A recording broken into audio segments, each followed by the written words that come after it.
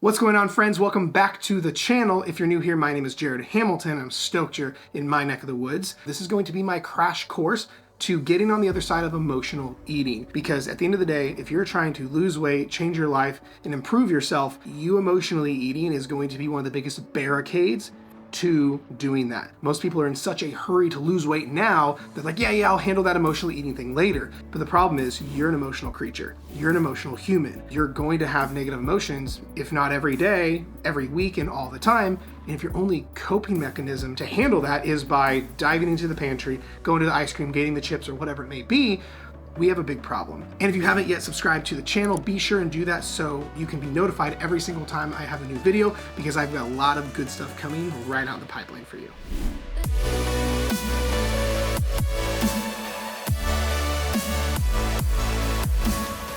So emotional eating, the way I define it, is hiding or suppressing your emotions with food. It's basically where you have stress, worry, chaos, lonely, tired, but you basically go, I don't want to feel this right now.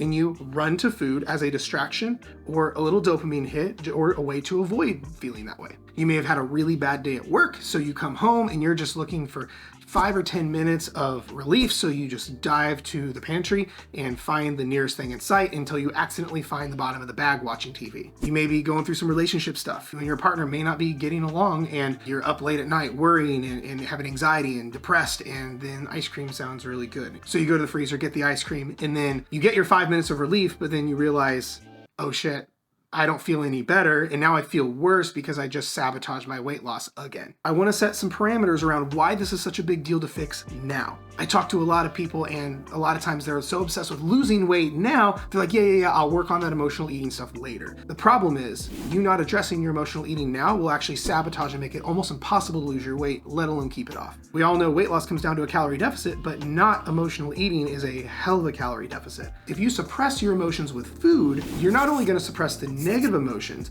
but you're going to also suppress the positive ones too. So let's say 5 years from now, yeah, you don't feel stress, worry, or anxiety as much, but now Christmas isn't as good.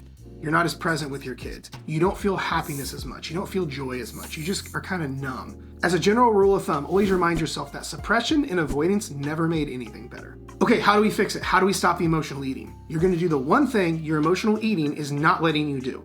If emotional eating is suppression and avoidance, then you need to hold space and allow it to be here. Now, for most people, that's really, really scary because your pattern, maybe even from childhood, is run from your feelings and run from your emotions, especially the negative ones. What if a kid, maybe yours, let's say a 6-year-old, had their dog die, and they are upset, they're worried, they're anxious, they're depressed, and that little kid comes to you?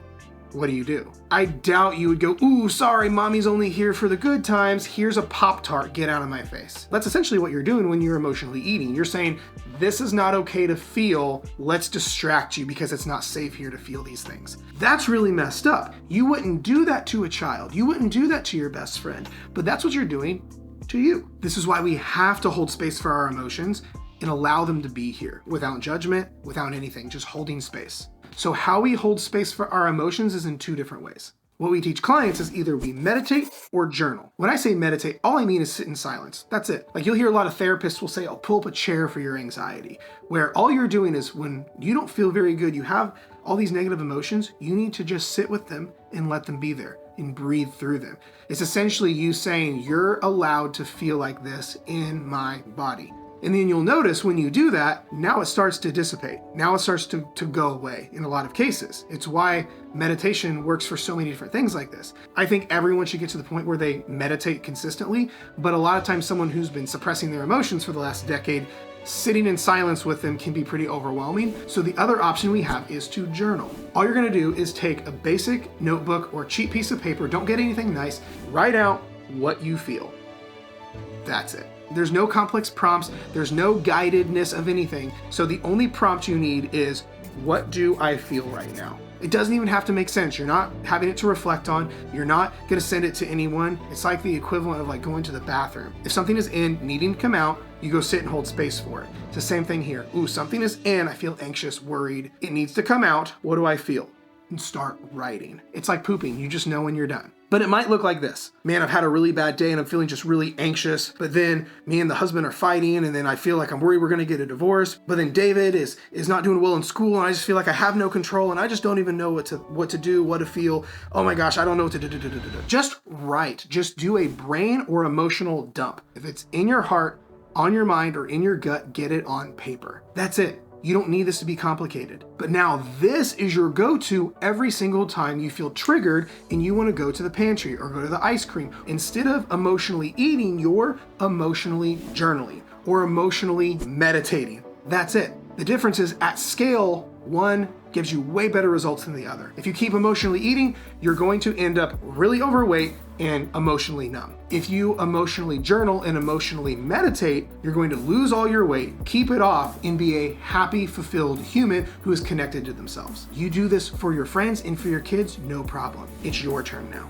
Start doing this with you. That is it, my friends. That is it for your emotional eating crash course. I promise if you implement this and do it consistently, your life will never be the same. Most of our clients will give us feedback that this was the thing. These years of struggle ended. It all started with journaling or meditating for emotional eating. And there's no reason you can't do it either. If this was helpful, be sure and subscribe to the channel, like I said, so you know when new content is coming out. But also, if this is helpful, I want to hear how you're doing. Leave me a comment below and give me your feedback and keep me updated on how you're doing. I'll talk to you next time.